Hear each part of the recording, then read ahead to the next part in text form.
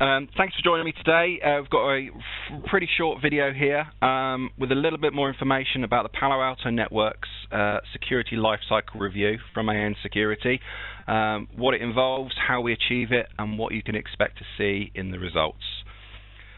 First up, diving straight in, what is the SLR? It's essentially a report based on real data from your network. We're talking anonymized data here. We're not collecting user information, nothing specific, and nor are we capturing any packets of data from your network. So we're not taking anything away other than statistics.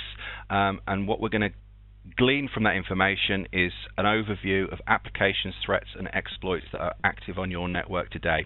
It's based on 7 days of anonymized data, statistics only, so we're not taking away anything confidential.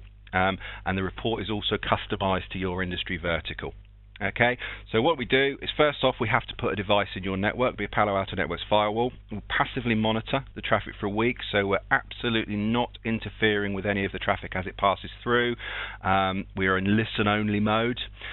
We then collect those statistics and we can deliver the report to you, typically on site. Typically we're coming for a meeting so we can discuss the findings in greater detail, and then you get to see a great deal more visibility of what's occurring on your network, and you can also use this tool as an ongoing risk assessment as well.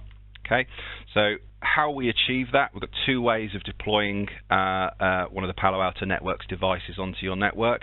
First off is to use it in tap mode. Probably preferable. There's 0 downtime with doing this. We have to have the ability to create a span or a mirror or a tap port on your switches. The terminology changes between switching vendors. Essentially we mirror traffic on the inside of your existing firewall and copy that traffic to a single port or actually multiple ports on the Palo Alto firewall and collect that traffic which we use to grab the statistics. Alternatively, if that's not possible, we can do a transparent inline. Involves a very, very short outage on your network. Essentially, we create an in and an out port on the firewall, a WAN and a LAN port. One connects to the inside of your existing firewall, one to the inbound switch that your existing firewall connects to. Again, it's listen-only mode, completely transparent and pass-through, but it will require a very quick piece of repatching on your network, so you're typically talking a 5-minute outage in order to make that happen. Okay. So then moving on, what we actually see in the SLR. First off, we've got like a very high-level management overview. A summary report, number of applications in use in the network, which of those are generally regarded as high risk that may or may not be appropriate for your business.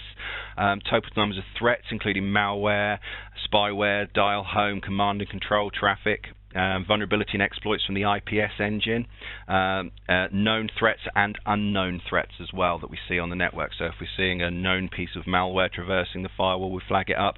But if there's something that's also picked up by the wildfire engine on the Palo Alto, which is the advanced threat protection component of the appliance, we'd also be able to flag that up as well. It's a very, very high-level executive summary there, looking at just what's occurring on the network and how that compares to your industry averages as well. You'll notice in the bottom right here, we're categorizing some of these applications and typically what would be seen within your industry. Okay. Diving a little bit more detail there, risky applications. So typically some of these applications may well be classified as risky. We're looking there, encrypted tunnel, SSL traffic. Now, when we're in a transparent only mode, we can't really get any introspection. We can't perform our SSL inspection functionality. So we can't look inside SSL and SSH tunnels. We can just identify them as such. If you're looking at any kind of firewall replacement or firewall refresh project, it should always be something to consider that SSL inspection is generally a must these days because so much of internet traffic is SSL. We really, really do have to be looking inside that, both for outbound and inbound traffic as well. Because if you've got SSL traffic coming into your web servers, your VPN appliances, whatever they may happen to be, unless we can perform IPS on there, there's no point in having that functionality. So the ability to perform inbound SSL inspection is very important as well. Okay. We also get to see breakdown, for example, file share applications. Are these applications sanctioned by the business? BitTorrent almost certainly isn't on this report here. But you can look through and say, yeah, we use Dropbox Corporate. That's fine. We use 365. We use OneDrive. But perhaps we don't use some of these other applications that perhaps shouldn't be permitted. Okay. Likewise, we look at the email summary there. Vast amount of POP3. Is that people's personal email accounts they've got hooked up to the internet, or do you use POP3 as a corporate email protocol? Okay, and like we say, the remote access is quite an important one as well. TeamViewer based for this organisation, it's probably their remote support tool. But what about those outbound RDP sessions?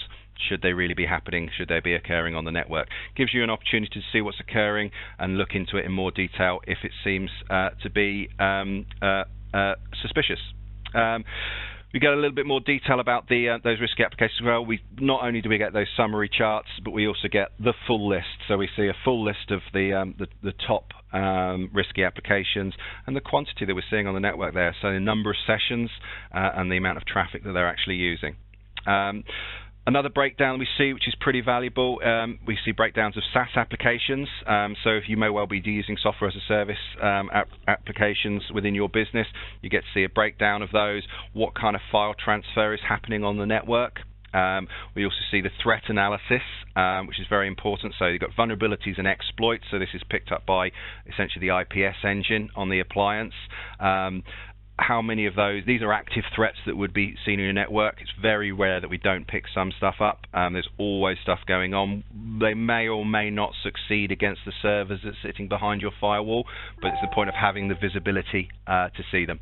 Okay, likewise, we've got known and unknown malware as there. I mentioned earlier, known malware, it's in the AV signature database. The unknown malware is traffic that's been picked up by the Wildfire engine. It's optional whether you want to make submissions to Wildfire during this evaluation. We'd normally suggest you do, because otherwise you would lose the unknown malware part of the report, and their command and control connections as well. You really don't want to see any of those, but say if we are seeing known command and control connections, it could well identify the presence of a botnet on your network as well. Slightly more familiar territory, we also see a breakdown of URL filter categories there as well. Okay, so if there's anything that's flagging up there as perhaps not work related, we see in this report here, hunting and fishing has a fairly high rating there, which perhaps is not work related. Okay, threats and malware, very, very interesting piece of the report. We'll actually go into the top threats that are seen on your network. We see here there's a vast amount of brute force attacks coming in to the network. There's also some DNS zone transfer attacks in there. Brute force denial of service attack was spotted as well, vast quantity of that, and it's very, very interesting to see this information. It's typically a level of visibility that you wouldn't have with most firewalls. Likewise, over on the right hand side as well, we've got those we spoke about, command and control networks. So we've got suspicious DNS queries. It can be either used for malware dropping, could be used for DNS tunneling from remote control or command and control, and the spyware traffic as well. These are typically all categories that we should be blocking, so that those connections are never established. And that pretty much sums it up. Absolutely lightning pace. We really flew through that really quickly, but just wanted to give you a really brief overview of what you can expect to see in an SLR on your network. And final slide here, we've just got a little bit of information about the PAN platform itself and some of the elements that became really started the next generation firewall revolution.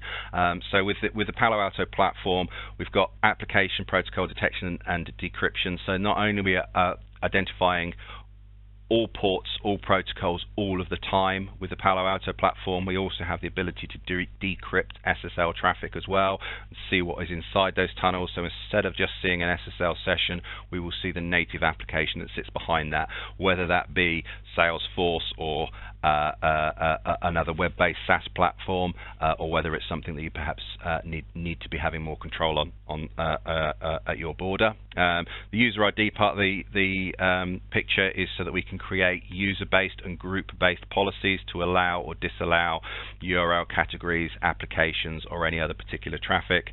And then we've got the Content ID engine, which is both as data filtering based around files, which is how we're running the AV engine, and the Wildfire engine.